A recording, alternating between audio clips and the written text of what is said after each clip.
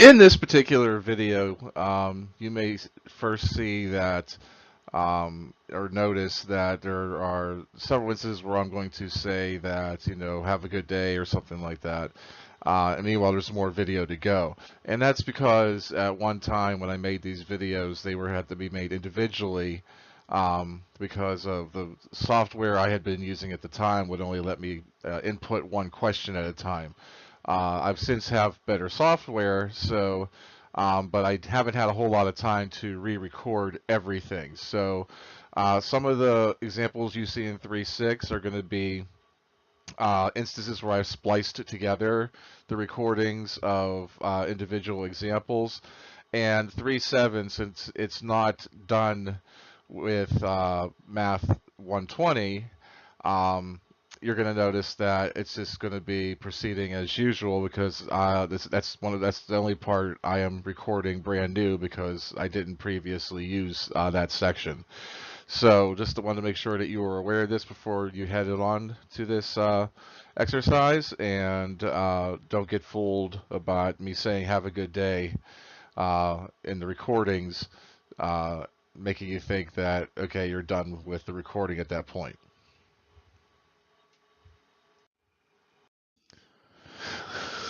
There's two main topics that we talk about in Unit 3, Lesson 6, and the first one deals with implicit differentiation. The other one's going to be dealing with related rates, which is actually kind of an offshoot of implicit differentiation. Implicit differentiation is used in circumstances where I'm trying to find out about slopes tangent to curves that aren't necessarily functions. That's where it's best used.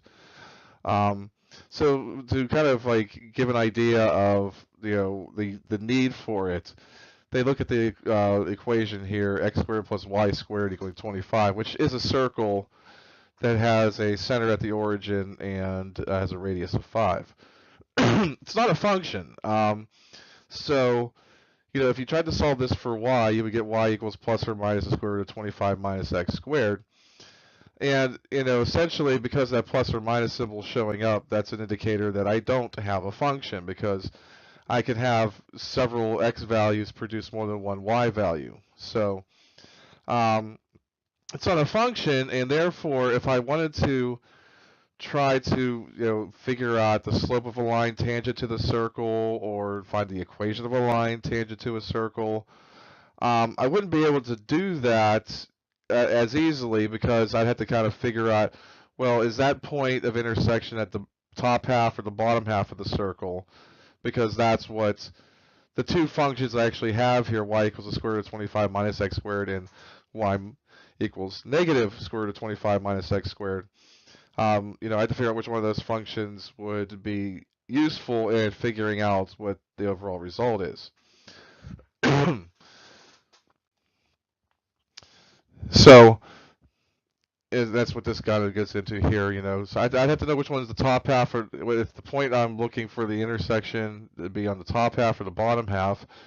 And sometimes if I don't have the graph in front of me, it makes it a little bit more challenging, especially since, if I have more sophisticated functions that go beyond being circles. And some of the things that they're going to have you do implicit differentiation of, if you actually graph them, would be some pretty interesting and strange looking shapes that, you wouldn't be able just to know at the top of your head, like, oh yeah, it's just going to be this portion, it's the top half or bottom half or whatever the case may be.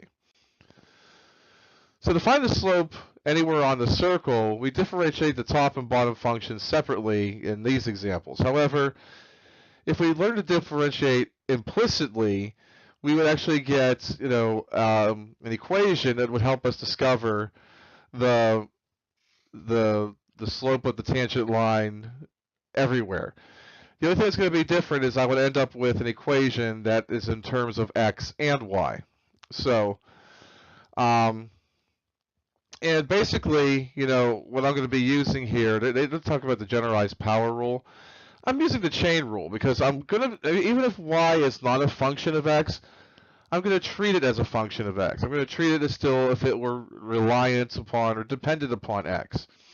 So if I need to do a derivative of y, I'm going to treat, y as like the overall quantity and perform the necessary derivative steps on that. But then I'm going to indicate that I'm going to take a derivative of that y value and say it's dy dx, and do it with respect to x. So here's what I mean. We want to use implicit differentiation to find dy dx when x squared plus y squared equals 25. Excuse me. I'm going to differentiate both sides with respect to x. So I'm going to have d dx of x squared plus d dx of y squared equals d dx of 25. Well, d dx of x squared is 2x. D dx of 25, well, the derivative of a constant's always 0. This one here is the one that, I really want to focus my attention on. I'm going to use the power rule and say I'm going to have 2 times y. It's like me having, it's if I had something like here, there's a quantity in here, squared, and I did the derivative of it, I'm going to have 2 times that quantity raised to the first power by the power rule.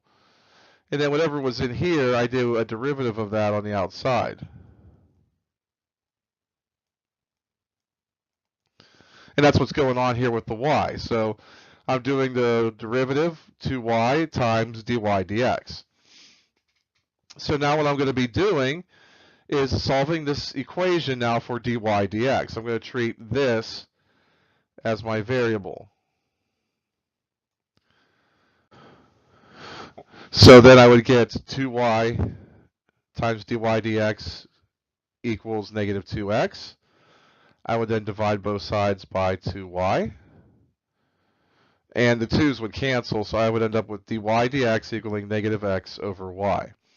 So as you can see here, I do get a formula which would calculate the slope for me of the tangent line.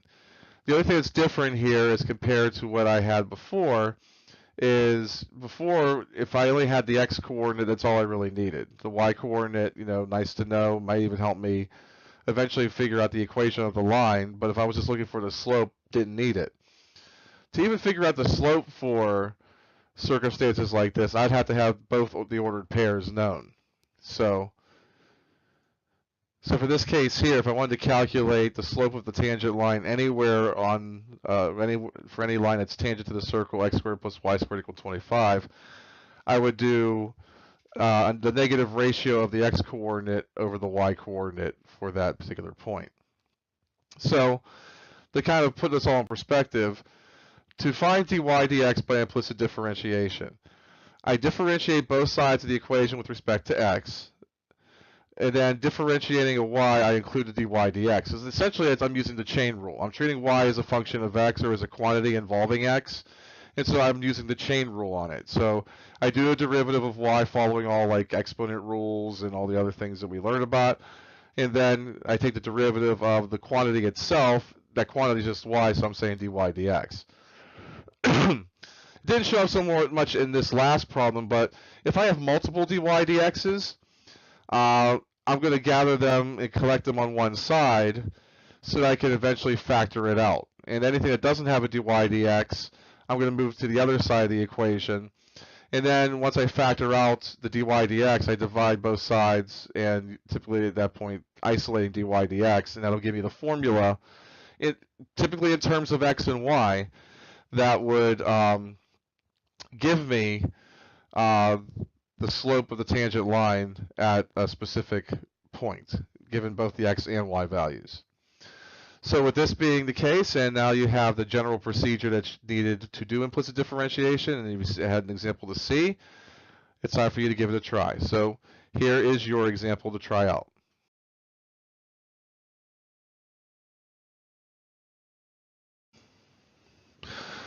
So for this problem that you were given, you were asked to find dy dx for the equation y to the fourth minus x cubed equals 2x. Also keep in mind, I mean, not so much right now, but there are some formulas that would eventually have you do dx dy, where you're taking the equation and doing the derivative with respect to y. So always keep a lookout for that kind of thing. We're not getting into any formulas for that yet. We'll start getting into perhaps some of that when we start dealing with more two variable equations and two variable calculus concepts, but for the time being, we're still doing everything and differentiating with respect to x. So when I do my implicit differentiation for this, the derivative of y to the fourth is to become 4y cubed times dy dx. The derivative of x cubed is 3x squared, and the derivative of 2x is just 2. So I differentiate both sides with respect to x. Now I don't show that I put the dx next to all of them. I just ran the derivatives. If you find that you need to put those additional steps in to keep track of everything you're doing, please make sure you do it. So,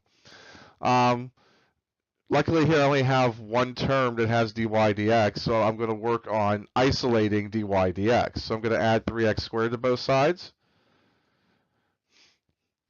And now I'm going to divide both sides by 4y cubed. So dy dx for this would be 3x squared plus 2 over 4y cubed. And that's the formula I would use to calculate any slope of a line that's tangent to the curve that this would produce. If you have any further questions, please be sure to ask. I'll see you around. As a second example for implicit differentiation, here's an instance where you're actually asked to calculate the slope. And this could range in different types of problems where you're asked to calculate the slope itself at a given point. Here they're expressing as x equals 2, comma y equals 1. They could give that to you as an ordered pair. They could ask you to come up with the entire equation of a line at specific points on a curve as well. So there's different variations of this type of problem. So you're given the equation y to the fourth plus x to the fourth minus 2x squared y squared equaling 9. And there are a number of x and y values that you could calculate to find out, that make this happen. So there is a curve that can be drawn on a graphing coordinate system that would satisfy this equation. It wouldn't be a function more than likely, but we want to find out what it is. So I'm going to differentiate implicitly. So y to the fourth, when I do its derivative, becomes 4y cubed times dy dx. The derivative of x to the fourth is 4x cubed. For the last term on the left-hand side, the subtraction sticks around, but I do have the product rule to take care of here. And I also have to make sure that I'm distributing that negative sign as well as the coefficient of 2 in front. So they don't show all the steps for this. This is a slide provided by the textbook company. I think I show a little more detail when I do mine. But if you do the derivative of that following the minus 2x squared y squared, you would end up, once you simplify, as having negative 4xy to the squared minus 4x squared y dy dx. And then if I differentiate the right-hand side, I just get 0. As you can see here, this is an instance where I have two places where I have dy dx. So I want to gather the dy dx's together on one side and basically move anything that doesn't have a dy dx onto another side. So I kept the 4y cubed dy dx minus 4x squared y dy dx, and then I subtracted 4x cubed and added 4xy squared to both sides. I then factored out the dy dx to end up with 4y cubed minus 4x squared y times dy dx equaling negative 4x cubed plus 4xy squared. And now I'm going to divide both sides in order to get dy dx alone. I now end up with dy dx equaling negative 4x cubed plus 4xy squared over 4y cubed minus 4x squared y. This is essentially the answer to part A of the question that was shown there. But I could also simplify this a bit further because all four terms are divisible by 4. It says dividing by 4 over here, but really you're simplifying because you're not dividing dy dx by 4. You're dividing out the 4s because you can't, because 4 can factor out at the top and the bottom, and then they would cancel each other out. So This phraseology here, I'd probably say simplifying. I didn't really divide by 4. Because dividing by 4 would indicate I'm taking 1/4 of the original amount, and I didn't do such a thing. This is the formula now that would help me calculate the slope, so I'm going to plug the x and y values I was given in, and I get that dy dx will equal 2. So, I know the slope of the tangent line at that point is 2. Knowing that it's passing through 2, 1, I could also come up with the equation of the line, which is something we have talked about before but wasn't asked to do here. So keep that in mind, because you'll be asked to do that from time to time, as well as to write the equation of a line rather than just figure out what the slope is. So with this in mind, it's time for you to try your example starting now.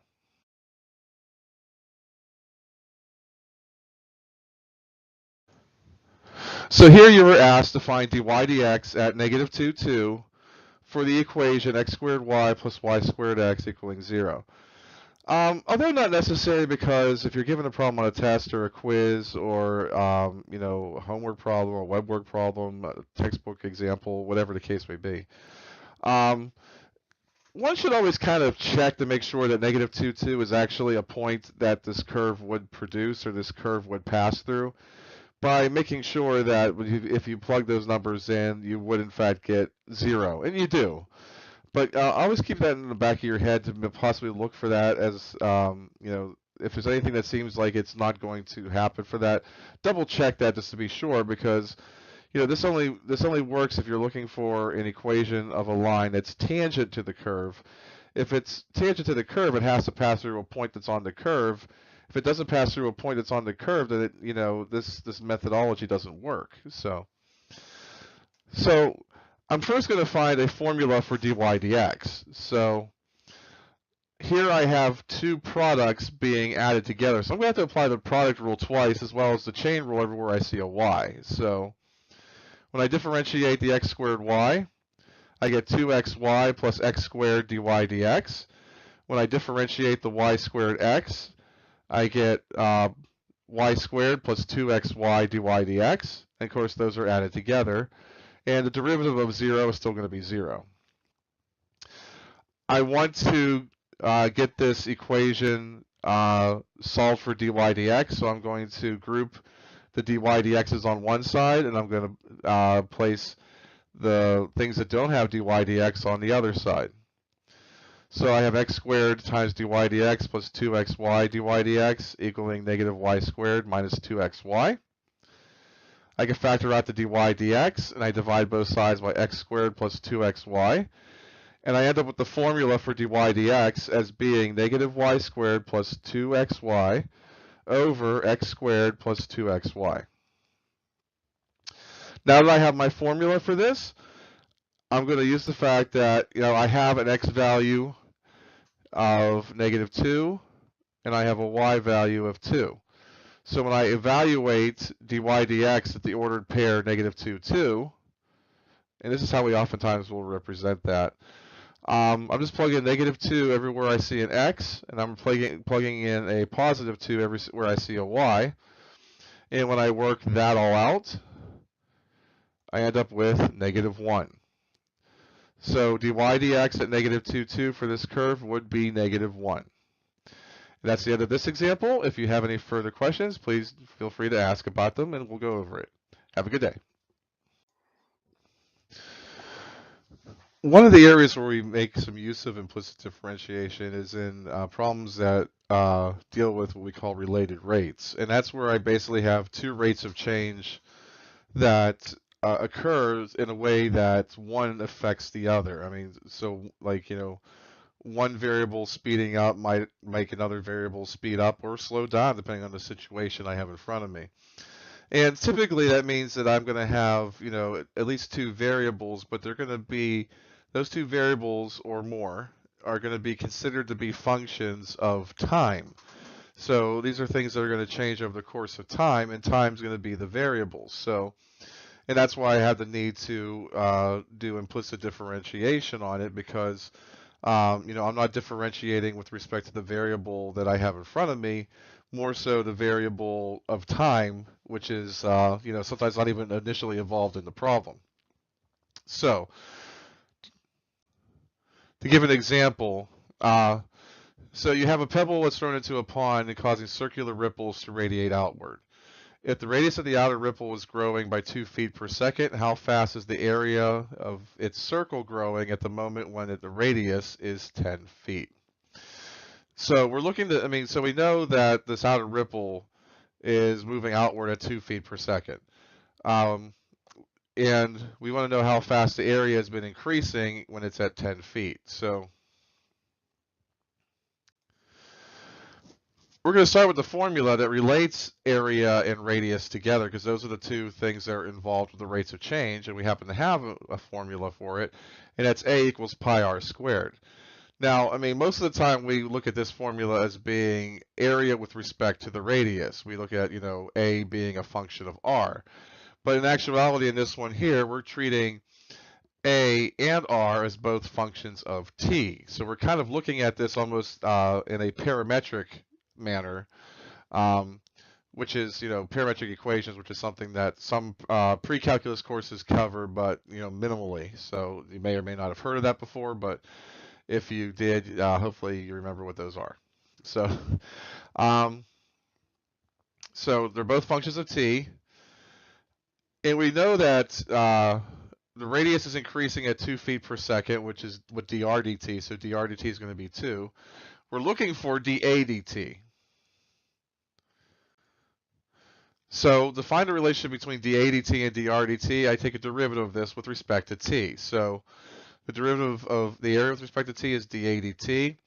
For pi r squared, that side, when I take the derivative of that implicitly, I'm going to have to use some of the chain rule with that and do 2 pi r times dr dt. And this formula relates the two together. I was given the radius was at 10. I know that dr dt is 2. So substituting those values in lets me calculate how fast the area is increasing. So, and that's about 40 pi, or about 125.6, or approximately 126. So based on the information we've gathered, at the moment when the radius is 10 feet, the area of the circle is growing at the rate of about 126 square feet per second. So to kind of summarize all of this, if I want to solve a related rate problem, I want to determine the quantities that are changing with time, and I want to make sure I'm picking a formula that only really involves those variables. If I have an equation where I might have variables that aren't involved with rates of change, I had to see about possibly finding a way to eliminate those variables by putting them in terms of at least one of the other variables that are in the function or the equation.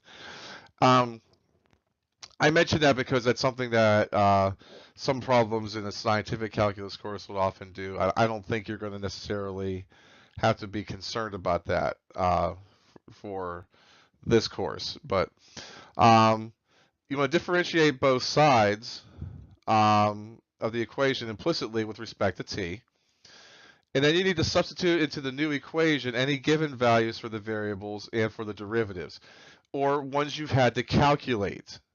And the example that example 4, you're going to see an instance where you may be given some variables, and some of the other variables have to be calculated based off of the circumstance you've been given. And then you want to solve the remaining derivative and interpret the answer as a rate of change. So with that in mind, it's now your turn to try a problem on your own.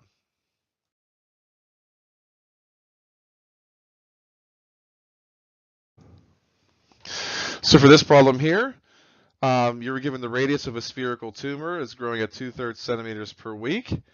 How rapidly is the volume increasing? At the moment, the radius is 4 centimeters. And you're given a hint that the volume of a sphere is given by V equals 4/3 pi r cubed. Since the radius and the volume are given as what's changing and what the rates of change are involving, this is a good formula to start with. I don't have to make any rearrangements or anything, but I do need to come up with, information on dV dt and dr dt. So I differentiate both sides implicitly with respect to t.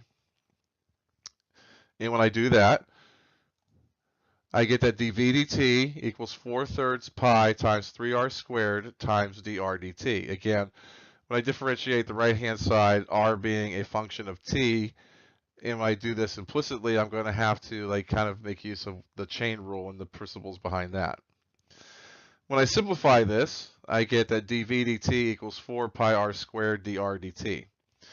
Now they did tell us that the radius was 4 centimeters. They did say that dr dt was 2/3 centimeters per week.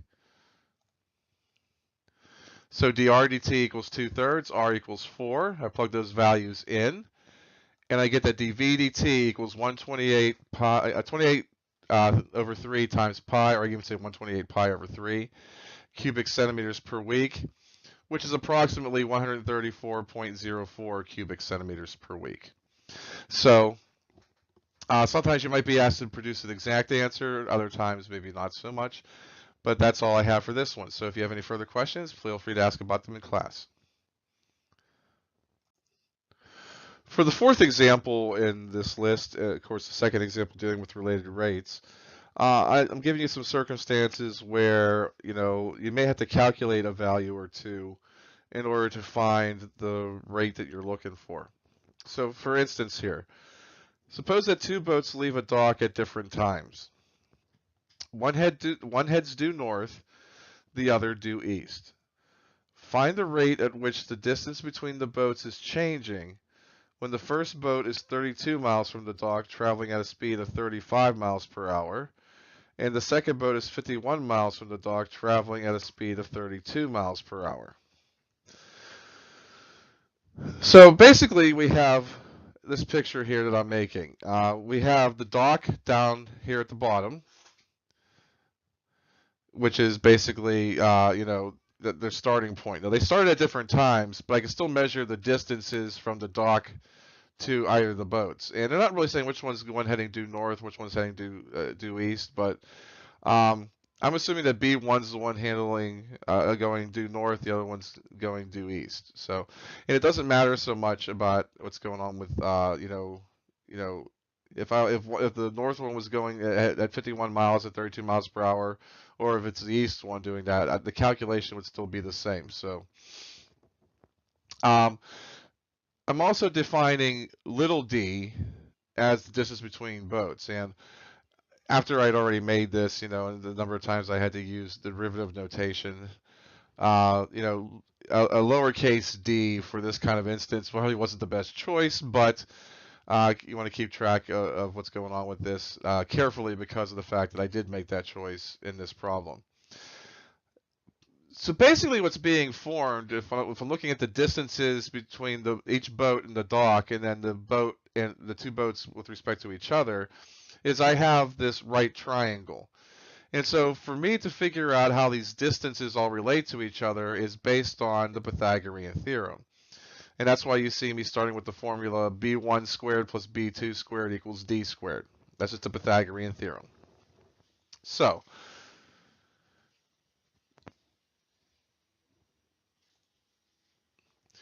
I take a derivative implicitly with respect to t to both sides. So I end up with 2 times b1 db1 dt plus 2b2 db2 dt equals 2d dd dt. And simplifying a little bit, I could divide both sides by 2, making my life a lot easier. So I now have a formula that has these rates of change involved. I now have to make sure I'm plugging them into the right places and getting the information I need. So they gave us a number of information. So I'm letting B1 be the boat that's 32 miles from the dock and traveling at 35 miles per hour. I'm letting B2 be the one that's 51 miles from the dock and traveling at 32 miles per hour. And so I would plug all those numbers in. The problem is, for me to get dd dt, I need to figure out what d is. And that's where, going back to the original equation comes in handy, because since I know that B1 is 32 and that B2 is 51, I can use those values to calculate what D is, and D is approximately equal to the square root of 2,249. So I can then plug that value in, and then divide both sides by that. Well, I'm going to carry through the addition. So I end up with d dt being 2752 over the square root of 2249, which is approximately equal to 58.03 miles per hour. So these two boats are, the distance between them is changing at a rate of 58.03 miles per hour as a result of this movement. So now it's time for you to give it a try.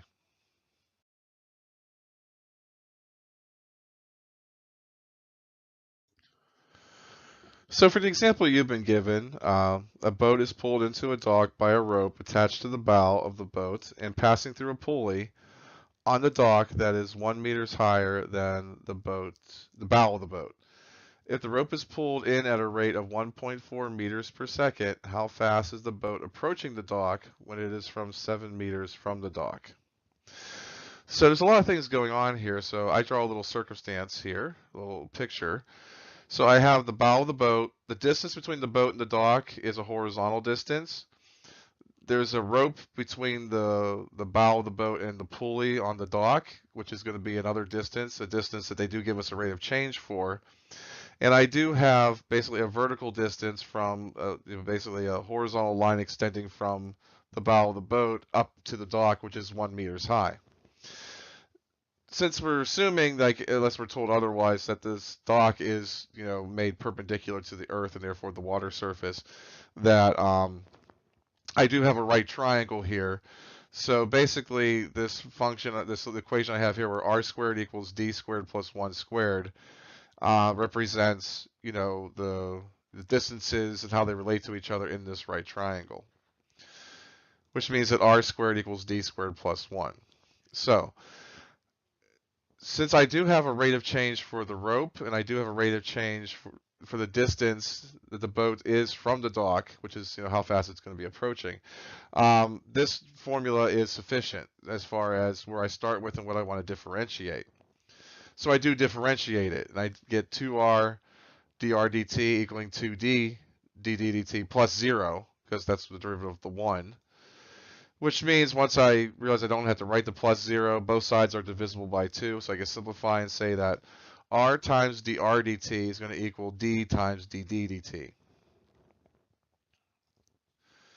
So the information that I've been given is that, well, one, I know that the rope dr dt is negative 1.4 meters per second. Now, the reason why it's negative 1.4 meters per second is because it's moving towards the dock, which means the amount of rope, or the distance that the rope is extended, or the distance between the boat bow and the pulley, is decreasing at a rate of negative 1.4 meters per second. So that's important, because we should also see that the distance between the bow of the boat and the dock, it should also be decreasing because it's getting closer. So I know that the RDT is negative 1.4 meters per second. I do know that the distance d is 7 meters. The problem is I'm looking for dddt, and I need to find that. So that should be unknown until I'm able to calculate it.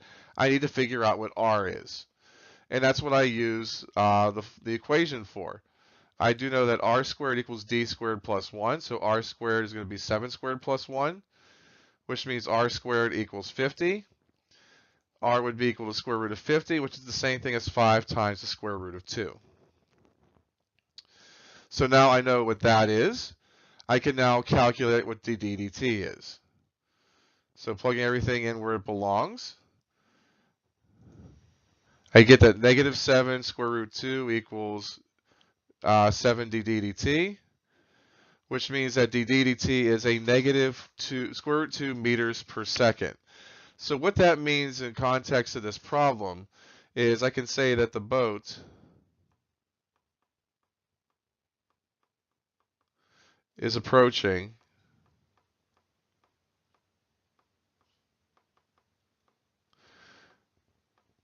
at a rate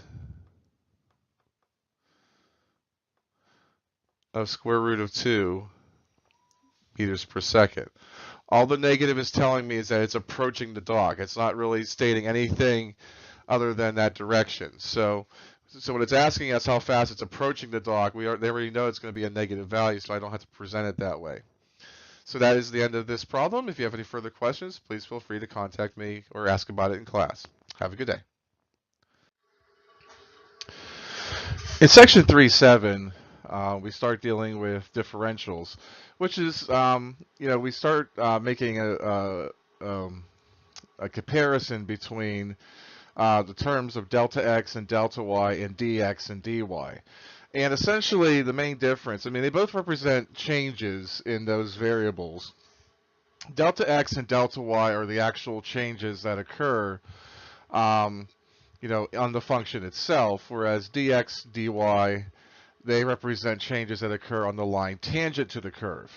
So, and the whole idea behind this is that, we often can use the information about the tangent line to approximate values for what you see on the actual curve.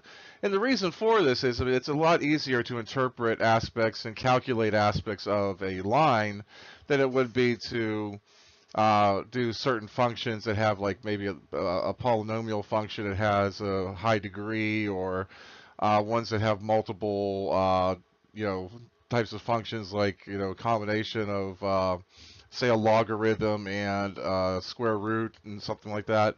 So those would be harder to calculate in some cases, and it's just easier to interpret the linear function. And sometimes it's easier to find the rate of change for something that's going on in real life, and you don't really know how it's behaving as far as being able to create an equation that's describing that behavior, but you have enough information to know enough about the rate of change at a specific instance, and you can use that to approximate what's going on with the actual function, even if you don't know what it is.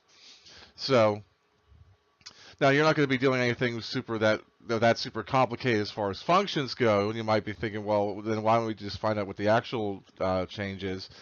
Again, because you're learning this stuff new, you're just trying to make sure that you know how to do this procedure, and then if you need to get to mathematics, that the harder functions are needing to be interpreted and such, that you would know how to do it at that point. So a differential is basically calculated, we know that dy dx is the same thing as f prime of x. And all we're really doing is taking that instance where I know that, my pen working here, that we know that dy dx is what we defined to be f prime of x. If I multiplied both sides of that equation by dx, I would have the equation for a differential.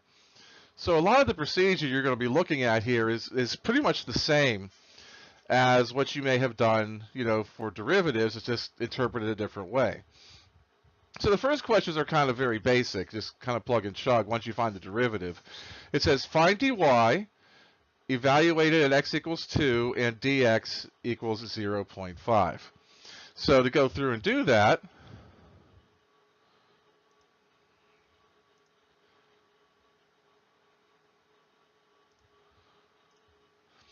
I first take the derivative. So the derivative of, they're indicating here, I'm going to do dy equals the derivative of x cubed minus 2x squared plus 3. They have that with a prime. And times dx. And so if I carry that next step, the derivative of x cubed minus 2x squared plus 3 ends up becoming 3x squared minus 4x. And now I'm just going to be putting in the numbers that they told me. X I'm going to set equal to 2. Dx I'm going to set equal to 0.5.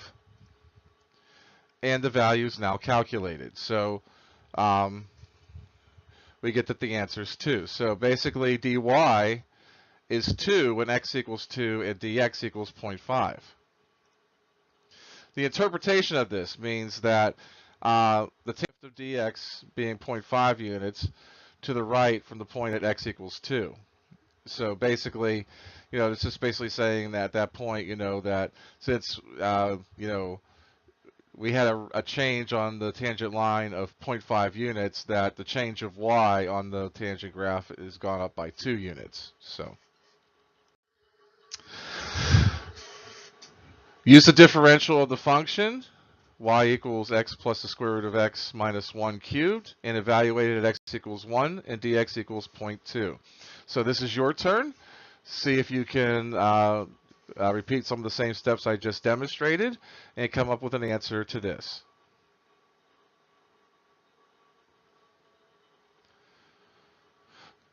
So for this, again, same procedure. I'm going to first start off by finding dy, which is dy is going to be the derivative of that function I have on the right times dx. Now, before I get started with actually doing the derivative, I do make the little change of changing the square root to a 1/2 power. And then when I do the derivative, I have to use the chain rule. So I'm going to have 3 times x plus x to the 1/2 power minus 1 to the second power times 1 plus 1/2 x to the negative 1/2 power times dx. And now it's just plugging numbers in. All the x's become 1, the dx becomes 0.2. And when I evaluate that, I get that dy equals 0.9. So on the tangent line, when x increases by 0.2 units, the y value is going to increase by 0.9 units. So that would be the interpretation again. The next example. Now, what they want you to be able to do at times is compare the actual value you would get with on the function with what you would get interpreting the tangent line. So we have this function y equals x squared plus 2 times 3 minus x, and we want to compare and contrast dy and delta y when x equals 1, and assuming that dx and delta x equals 0.1. So that means that we're going to be moving 0.1 to the right and seeing what the change of the actual function y is and what the change of the tangent function y is. So, or y, the tangent to the function y is. There you go. So for dy, like in example 1, I'm going to do the derivative of the function I have up there times dx. Don't know what happened there for a second. Then I'm going to use the product rule because there's a product there, and I'm going to take the derivative. You could choose to simplify or not. They didn't really simplify because I'm going to be substituting anyway. So they put the 1 in everywhere there was an x. They put 0.1 in everywhere there was a dx. And as you evaluate and simplify, you get that dy equals 0.1. Now for delta y is going to be f of x plus delta x minus f of x. So basically, what we're going to be looking to do for that one is I'm going to evaluate the function at 1.1. I'm going to evaluate the function at 1, and I'm going to compare the two. So and that's what you see on the left. On the left here, I have the function 1.1 being put into the function f for y, and over here I have just 1 being put in again.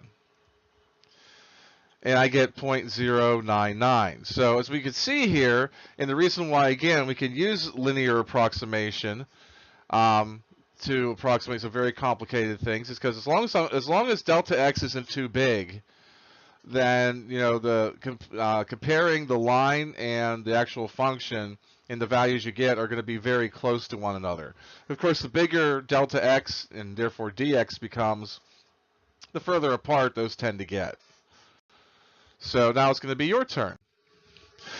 I want you to find and compare the values of dy and delta y for the function y equals x plus 5 over x plus 1 when x equals 3 and dx equals delta x, which equals 0.4.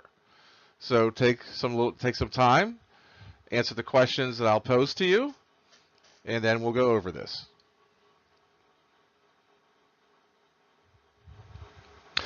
Okay, so all we're basically doing here is we're calculating both dy and delta y. And I mean, 0.4, a little bit bigger than, sometimes what we tend to look at, but we don't expect to be much of a difference between dy and delta y. If they're vastly different with a delta x and dx of 0.4, there's probably something very wrong with what we're doing. because most rational functions like this and polynomial functions, you're not going to have a really big difference as long as delta x and therefore dx is kept relatively small. And zero point 0.4 is not a big value. So first I'm going to let x equal 3, and I figure out what y is there. So I get y equals 2. And I'm going to figure out delta y first because it's actually easier for me. Delta x being 0.4 means I'm going to be putting in the x value of 3.4 in for x, which means y equals 3.4 plus 5, so forth and so on, is equals 1.90. And so, and that's what the change is. That's what the y value is now that I've gone up in x value. So as you can see, the y value is decreasing as x is increasing. So I would expect a negative rate of change. I would expect dy to be a negative. So I'm going to take that 1.90 repeating, subtract 2 from it, and I get negative 0.09 repeating. So that's the value of delta y. Now I'm going to take the derivative of the function to get dy and dx involved, and I'm using the quotient rule because the division doesn't really occur all that nicely. It doesn't really generate any cancellations, and the derivatives aren't that bad to deal with. I mean, so on the top I have x plus 1 times 1, that's bottom derivative top, minus top x plus 5 derivative bottom, which is 1, over bottom squared, which is x plus 1 squared, times dx. I distribute the negative sign. Multiplications of 1, I don't really do anything with them. I just kind of drop them. And then what I end up with for the actual function of dy is negative 4 over x plus 1 squared dx. A little easier to deal with. That's why I simplified. You don't necessarily have to, but that's what I did.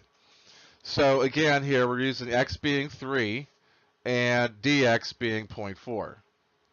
So when I put those values in, I get negative 0.1.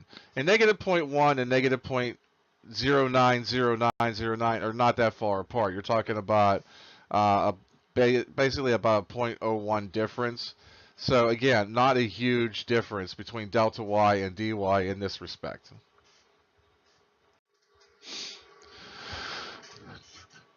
And so for approximation, we can actually use linear approximation to, approximate the values of more complicated functions. For instance, so basically, as long as we pick a delta x that's, relatively small, then, we should get an approximation that's pretty close to what we need to do. So as an example, use differentials to approximate the cube root of 63. Now, at one time, they didn't have calculators. So, the cube root of 64 makes sense. It's 4 because if you do 4 times 4 times 4, you get 64. But what times what times what gives you 63? It's going to be an irrational number, and it's hard to calculate. Doing the work for that. So you have to kind of you could either go through a process where you use trial and error to get the decimals, as you do with it, and that takes a very long time. But we can also use approximation to get pretty close to it. So in this instance, we're going to let the cube root of 63 equal f plus delta x. We're going to take f of x to be the cube root of x, where x is 64, and we're going to let delta x be or the same as dx, which is negative 1, because that's what 64 is. Or 63 is. It's 64 minus 1. So we're going to be using the approximation formula. So this is going to be approximately equal to the cube root of x plus the derivative of the cube root of x times dx. When I do the derivative of the cube root of x, now again, they switched it. I mean, they showed a couple of things here. They let the cube root of x equal x to the 1/3, and they differentiated that. So you have 1/3 times x to the negative 2/3 times dx. And by rewriting it a little bit, you get that basically that the cube root of x is going to be 1/3, 1 over 3 times the cube root of x quantity squared. So if we're going to be doing the cube root of 63, that's approximately equal to the cube root of 64 plus 1 over 3 times the cube root of 64 squared times negative 1. So we're putting the x value in and the dx values in. And we get that the cube root of 63 is approximately equal to 3.97917. And if you do the cube root on your calculator of 63, you get 3.97906. So again, a pretty close approximation to the actual value. So, but yeah, at one time it was much more prevalent as to why this was important, because we didn't have these calculators to do the work for us, you know. So, well, they didn't. I wasn't alive then. I mean, you're talking about hundreds of years ago. So, you know, they would approximate this way to get, you know, a workable value for any other calculations without having to sit and go through or memorize what the actual cube root of 63 would be. So now it's your turn. I kept it rather close this time, but you might be asked to do square roots, you know, here and there as well for this process. And this is the way that some of the practice problems from the textbook are worded. So it says use differentials to approximate the cube root of 9 using the closest value of x for which the calculation is easy, and then using the corresponding value of delta x. So what they mean by that is, okay, well, the cube root of 9 is not a perfect cube. So you want to find the perfect cube that's closest in value to 9. That's what you're going to let be your x value. Your x plus delta x is what 9 is going to be. And that'll help you know what your delta x is. And then from there, you would use the very similar procedure as we did in this example to approximate the value of the cube root of 9. So take a moment, calculate your approximate to the cube root of 9. Again, keep in mind, it's not going. If you put the cube root of 9 in your calculator and get an answer, that's not going to be the answer that's going to be put here, because we're looking for the approximation using basically linear approximation. So takes a moment, do the calculation, and then we'll go over it.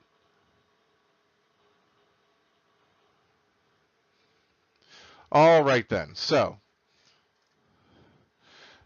I know that the cube root of 8 equals 2, so I let f of x equal the cube root of x, or x to the 1/3 power. I let x equal 8, and dx equals delta x would equal 1. And so, of course, you know, the one thing I didn't write in here is that, of course, the x plus delta x, give you a second here,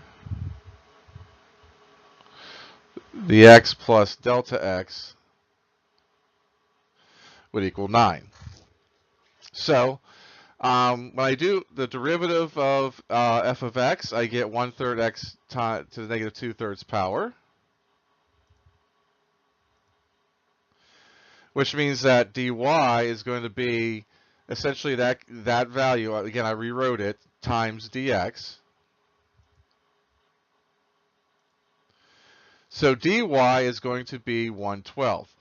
So basically here, that's what I'm going to add to the value of x, is that's what, you know, essentially I'm going to assume delta y is approximately. So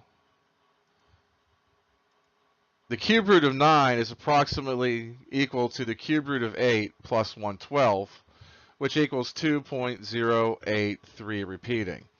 And if you actually take the cube root of 9, which I did do, it's actually 2.0801 approximately. So we're not that far off yet again. So, and that's what you should expect to have happen.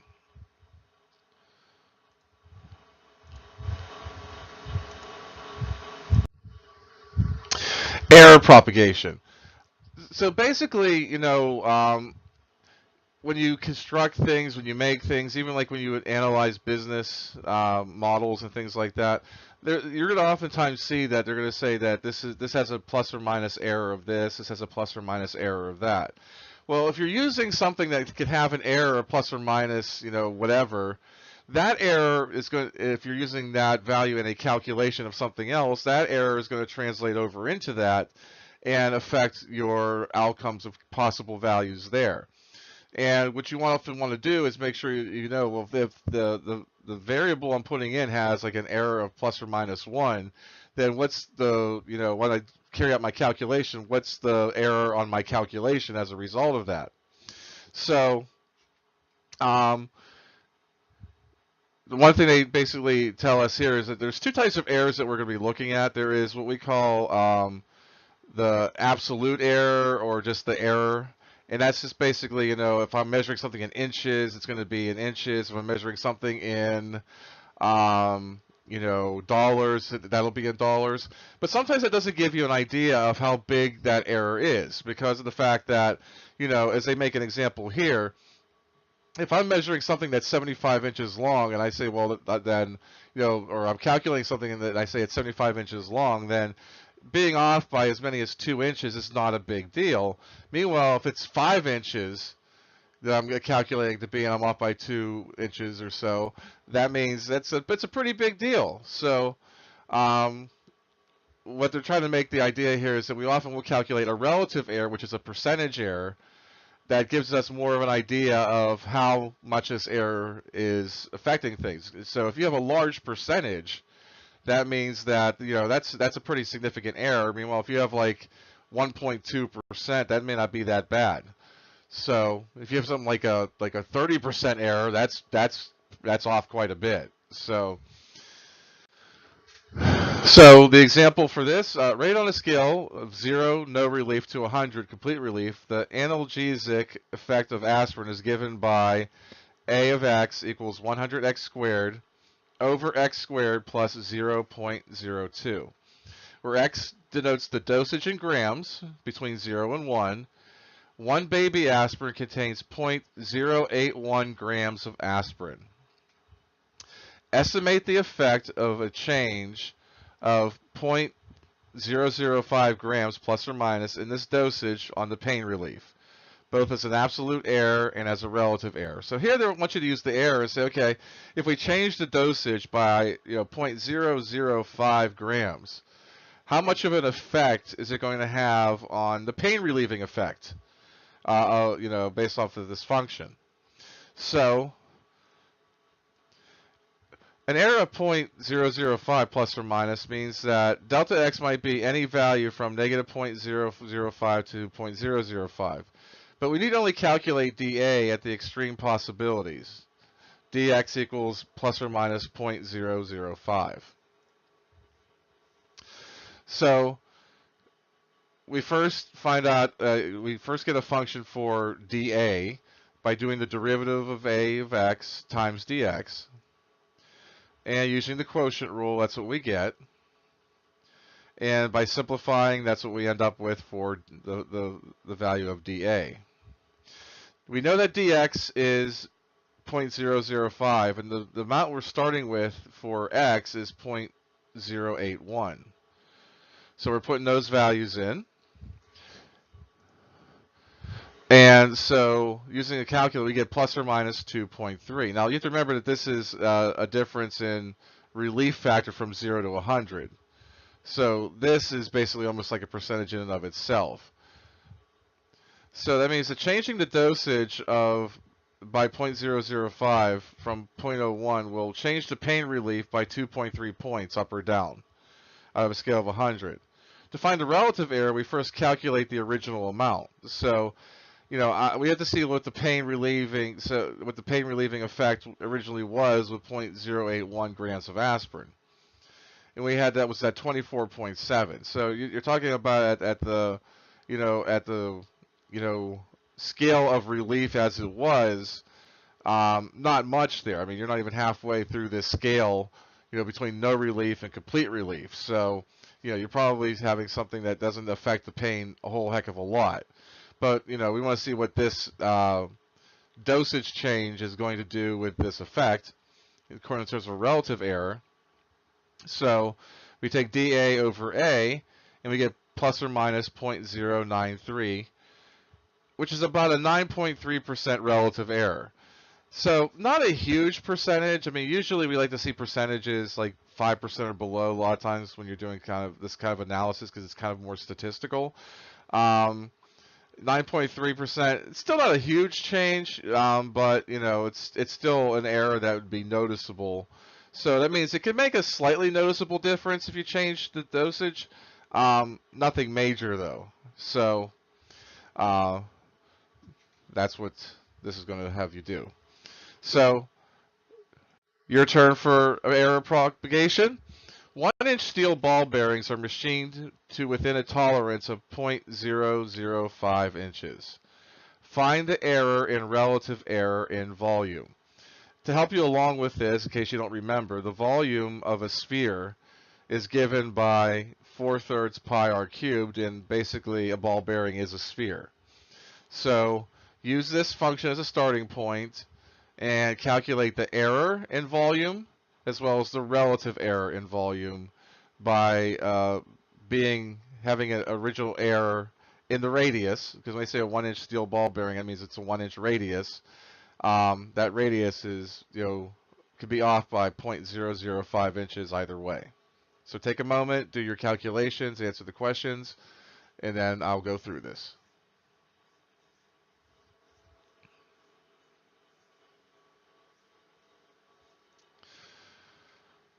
All right, so the first thing I do is I find a formula for dV. So I did a derivative of 4/3 pi r cubed, which is going to give me 4 pi r squared dr. So different letters here. Don't get you all upset. The x's and y's are arbitrary. You have to know based on where they're located, what they do, which one's independent, dependent. Not much different here with v's and r's. So we're starting with a radius of 1 inch. We have our dr being 0.005. So based off of this, my difference in volume is 0.062832 cubic inches. And technically I should really have a plus or minus in there.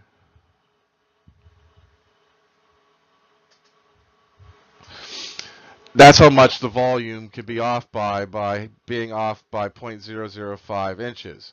So, it's at least, a little bit more of a noticeable difference because of the fact, 0.005 inches would be hard to notice. But volume of 0.06, still not majorly significant, but you could probably notice that a little bit more as far as a change goes. Now to calculate so the error is about 0.062832 cubic inches. What is that as far as a relative error? Well, I'm going to look at what the actual volume would be as if it was if r was exactly 1 inch, and that's 4/3 pi.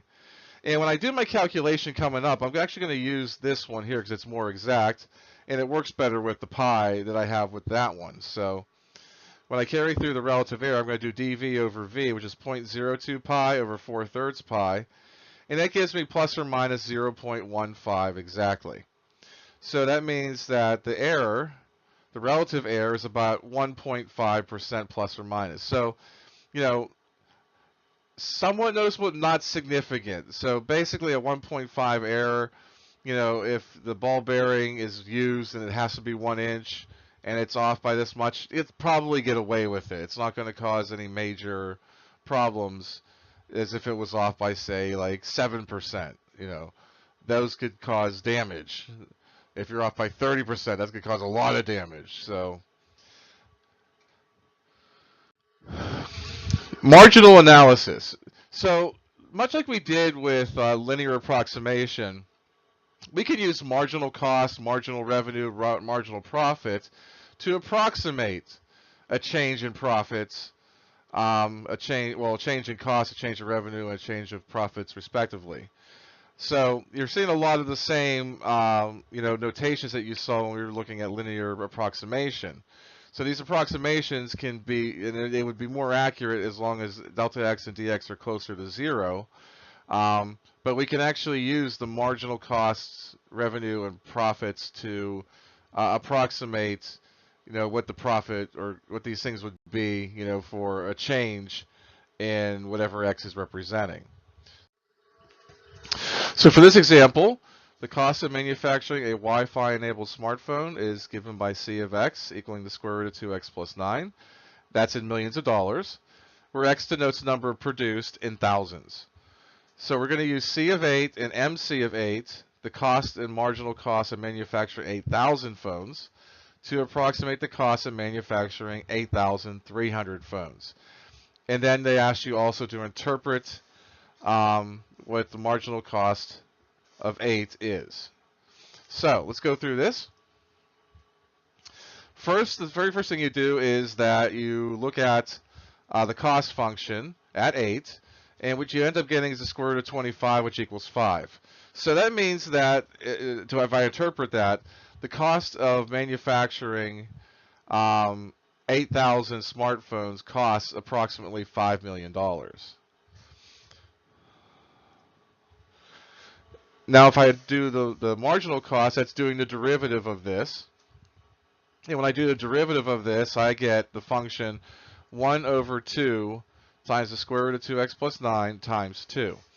They don't choose to simplify this, but I would probably choose to get the, so since I have a 2 in the denominator and I have a 2 essentially in the numerator, they would cancel, make the calculation a little easier, but it's not a really big deal on this one. So, because the next thing you're going to do is you're going to evaluate this at 8.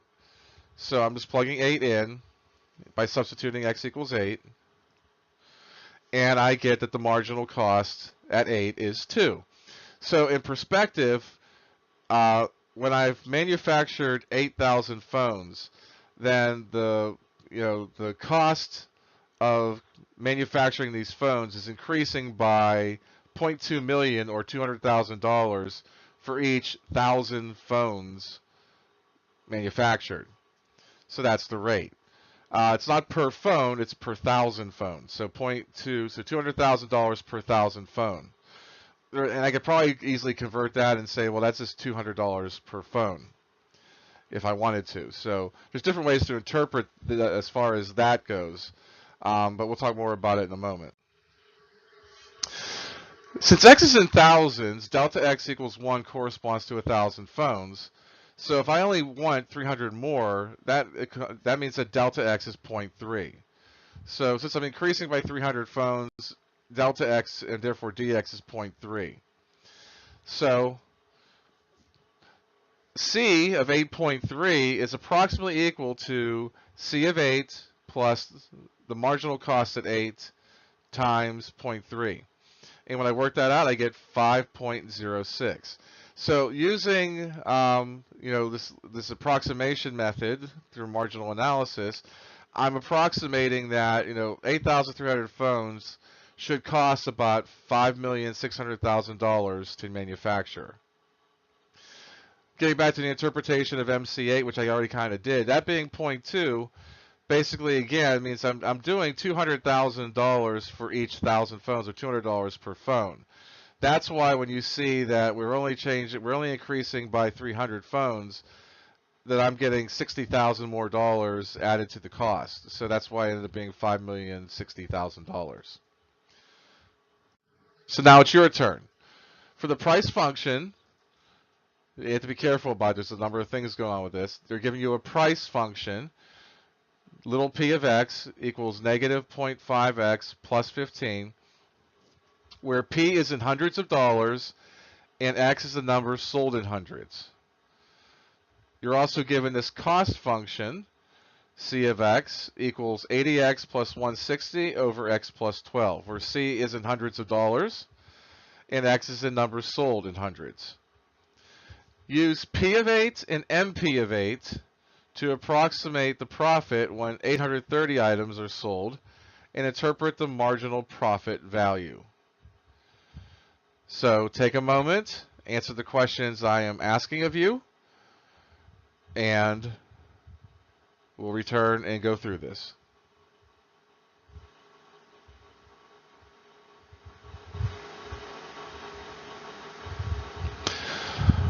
Okay, so they're giving you a price function, they're giving you a cost function, and then they're asking you about profits. So the very first thing we have to do in this particular problem is that we do have to come up with a profit function. And the profit function, generally speaking, is always the revenue minus the cost. Now, we have a cost function. We don't really have a revenue function, so we have to kind of know how we calculate a revenue. Well, revenue is the number of items I sold times the price I'm selling those items. Well, we do know the price because we have a function for that. The number of items being sold is x, and this is in hundreds. So Capital P of x equals x times lowercase p of x minus c of x, which when I do some substitution, I have x times negative 0.5x plus 15 minus 80x plus 160 over x plus 12. And when I distribute the x, I get negative 0.5x squared plus 15x minus 80x plus 160 over x plus 12. And when I evaluate that at 8, I plugged an x in for all that. I'm not showing all of that, but when I plug it in and evaluate it, I do get 48. Now I need to come up with a marginal profit function. So I'm going to do the derivative of the profit function. So as far as the negative 0.5x squared and the 15x, those are pretty easy. They become negative x and plus 15 respectively. As far as the rational function I'm subtracting, I have to use the quotient rule to do that. So I would do bottom derivative top minus top derivative bottom over bottom squared. And you would get this over here. And when I simplify it, I get negative x plus 15 minus 800 over x plus 12 squared. So now when I substitute the 8 in, I get 5. And we'll interpret what that 8 means in a moment. Or you could do it now. I'll mention it, but I think I do mention it later and show and have a written statement. But basically, this means that when we've sold 800 phones, or 800, what is this? That's not telling me what these things are. Number of what? They're not telling me no. So basically, when I have 800 items being sold, that essentially the profit per 100 items is going up by $500, or basically $5 per item if I want to look at it that way. Because it's 500 per 100, so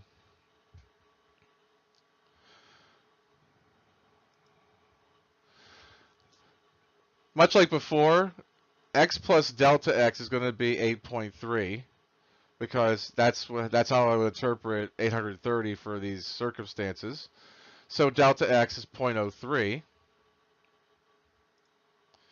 That means that P of 8.3 is approximately equal to P of 8 plus MP of 8 times delta x, which in this case is 48 plus 5 times 0.3, which is a profit of 49.5. And I think I have this, I have interpreted incorrectly, I believe. 49.500. No, that's right. It's $49,500. So that means that essentially the profit is $49,500 when 830 items are sold. At this level of production and sales, the profit increases about $500 per additional 100 items. Or I can say $5 per item if I want to. And that's essentially the analysis you're doing for this.